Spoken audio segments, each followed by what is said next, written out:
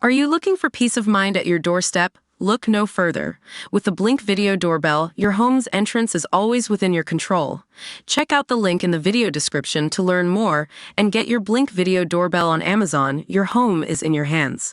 To view this video, please enable JavaScript and consider upgrading to a web browser that supports HTML5 video. Laura Kuenssberg has come under fire for appearing dismissive when covering the Labour Party's energy policies.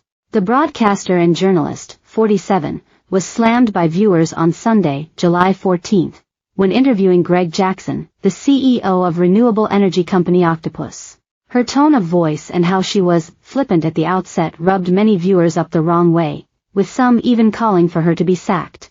Introducing the debate, Kuenssberg said, "This week we are going to hear from the new government what they want to do about one of the central promises they made.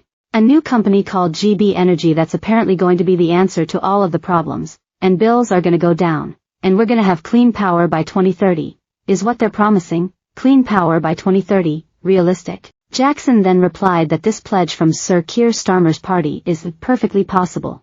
However, it needs extremely rapid and focused action. Taking issue with Kuenssberg's presenting style, ex-user Inspector Moros demanded that she is fired for her blatant pro-Tory bias, calling her conduct unprofessional. Kuenssberg being condescending, nothing wrong with the question but everything wrong with her tone derision, wrote Saltburn Bcia.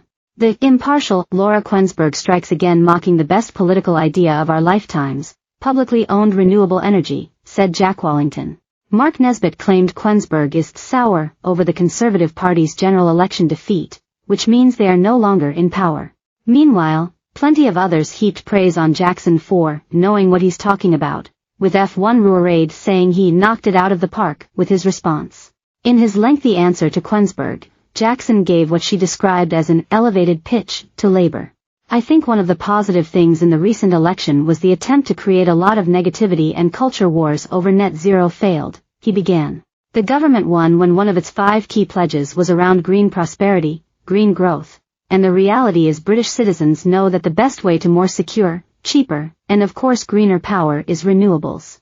Seeing the government come out of the starting blocks, immediately announcing planning reform, authorizing the building of solar farms, it's a really good start. On the next steps," he said, "I think there are a couple of things we need to see now.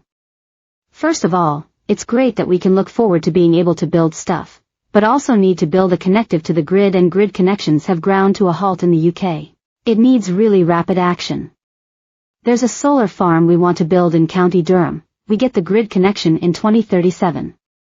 That means waiting 13 years for us to be able to invest, to create the jobs in building that, but also for citizens to get cheaper power, and we also need to see market reform." Jackson added that, if we had regional prices in the UK for electricity, every region would be cheaper than it is now. He noted that Scotland has the cheapest electricity in Europe, and the UK could win investment from things like data centers and factories that need access to cheap power, but this investment has been going abroad until now. "So, I think that with rapid action, following up on the planning announcements, we really can see cheaper power as we build our own secure renewables here," he concluded. Laura Kuenssberg dismissively refers to Labour's GB Energy. "That's apparently going to be the answer to all of the problems. Bills are going to go down. We're going to have clean power by 2030. Is what they're promising realistic?" Greg Jackson, CEO of Octopus. "It's perfectly a pic.twitter.com/ic6klpmnp. Kuenssberg finished the discussion with, "Okay, well, there's your elevated pitch to the government.